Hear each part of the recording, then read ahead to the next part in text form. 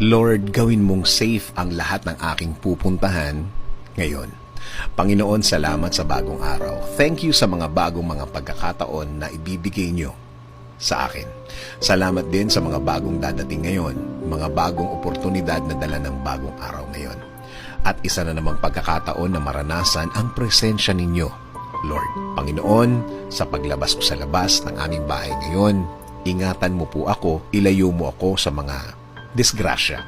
Ilayo mo ako sa mga delikadong pangyayari. Gawin mong safe ang lahat ng aking dadaanan. Gawin mong ligtas ang aking mga kausap. Huwag mong hayaang mangyari ang mga masasamang plano ng mga tao laban sa amin. Protektahan mo kami sa mga pagkakataon na ito. Please send your angels to guard us all throughout the day, Lord. Make our day blessed. Ikaw na din po ang bahala, Lord, sa lahat ng aking lakad at mga aasikasuhin sa araw na ito. Iligay mo po ang mga taong tutulong at magbibigay ng suporta sa aking way. Gawin mo silang instrumento sa pagbibigay ng mga magagandang bagay sa aking mga gagawin ngayon, Lord. Lord, i-bless niyo din po ang lahat ng driver sa lahat ng daan ngayon. Gawin niyo po silang matalinong mga driver. Ingatan niyo po sila. Protektahan niyo din po ang lahat ng kanilang lakad at mga pupuntahan ngayon, Lord.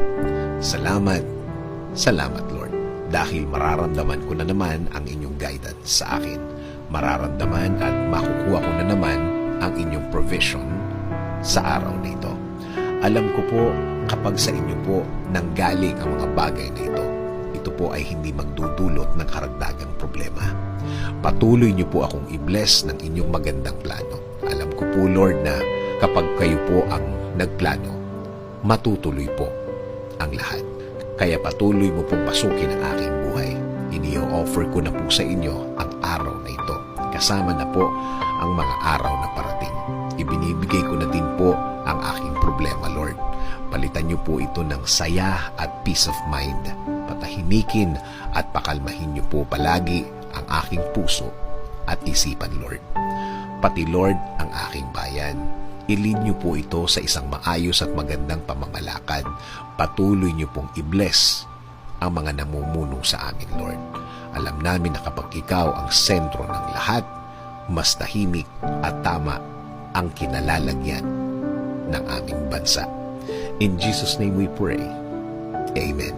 Sabi nga sa Lamentations 3:22-23, because of the Lord's great love, we are not consumed, for His compassions never fail. They are new every morning.